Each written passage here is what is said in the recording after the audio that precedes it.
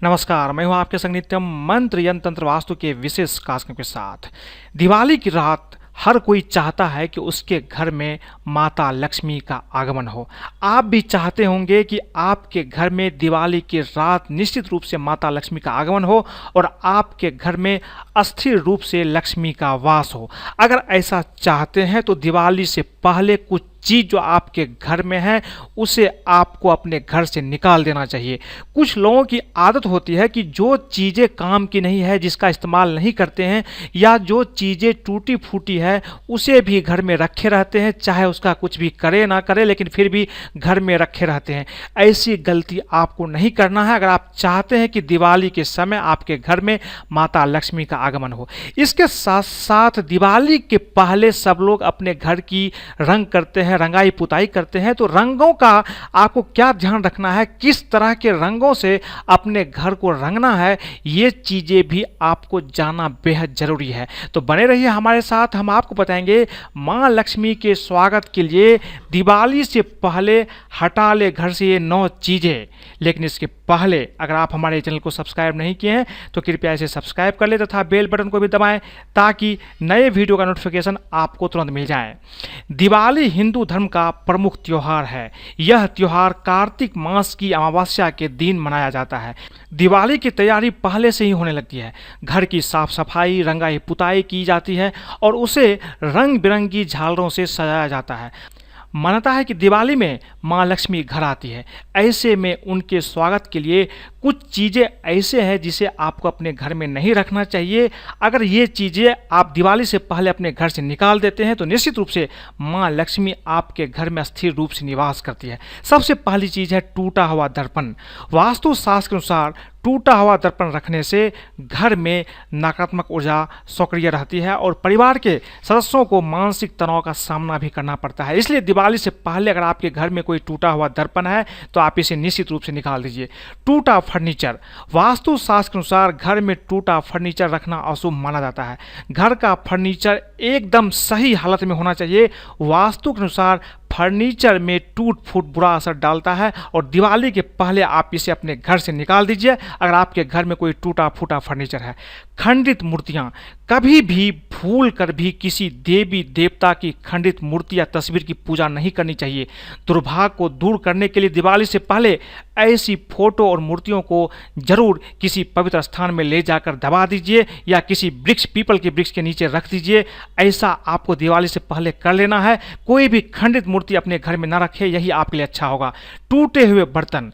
कभी भी टूटे हुए बर्तनों का उपयोग नहीं करना चाहिए।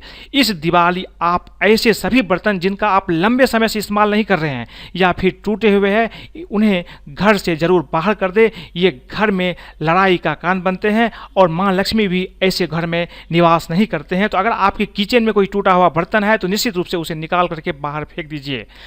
पुराने पड़े जूते चप्पल।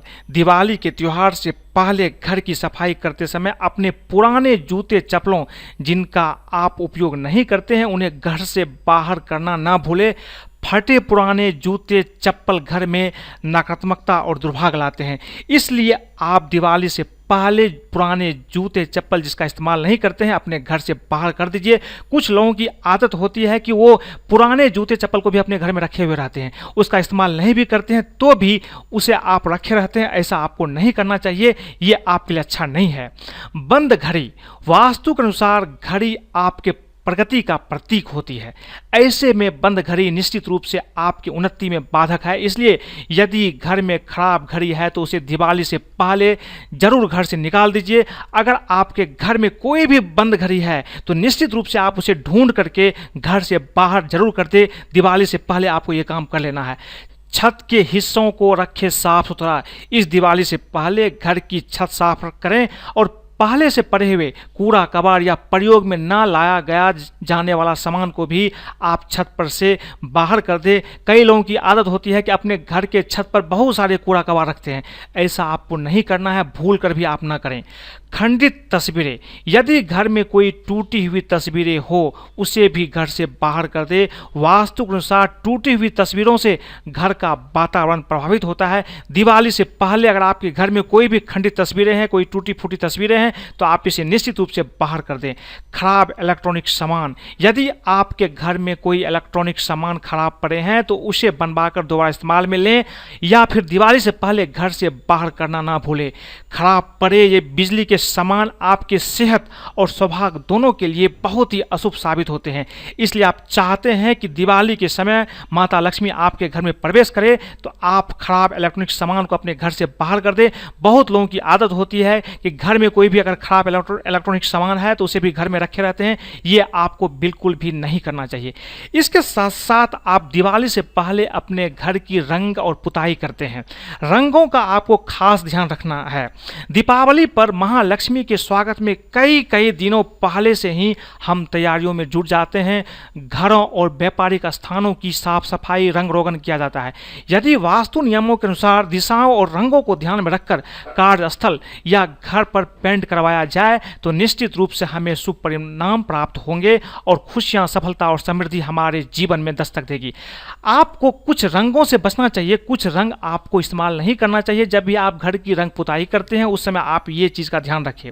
देखिए, रंग जो होती है वो सत्व, रजस और तमस, इन 3 प्रकार के गुणों से रंगों का गहरा संबंध होता है।